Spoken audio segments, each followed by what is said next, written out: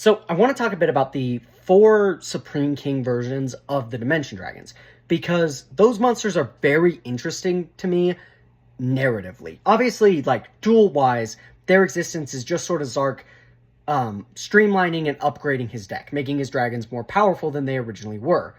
But narratively, to me, they've always felt sort of like corrupted versions of the Dimension Dragons, almost like Zark is having to force them back under his control, because he never summons the original. He uses Astrograph Sorcerer's Effect to banish them to summon Supreme King Dragon Zark, and then he only relies on the Supreme King versions of them.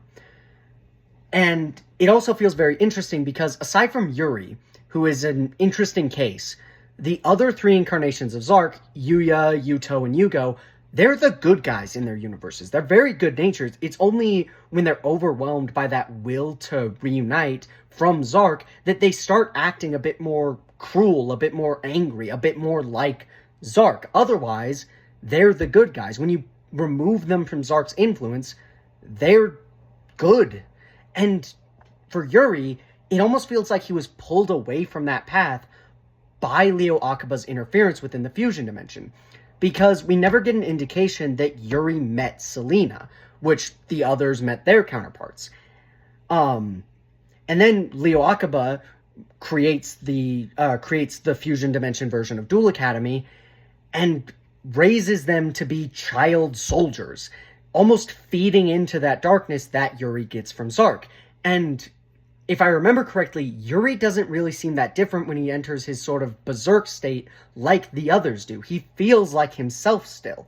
So it almost feels like he's sort of corrupted from the start. And I feel like I remember a line that stated that Starving Venom was corrupted before it merged with Odd Eyes.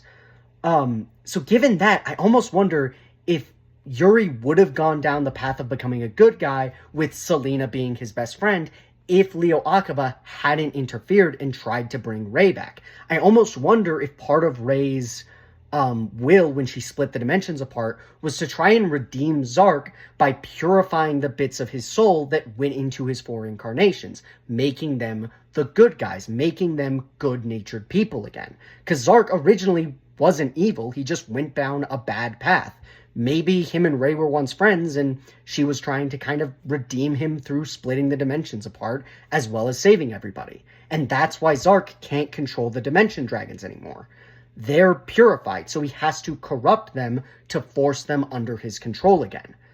But let me know if you guys think I'm onto something, or if I just seem like I'm talking crazy, because I feel like this is a very interesting topic of discussion.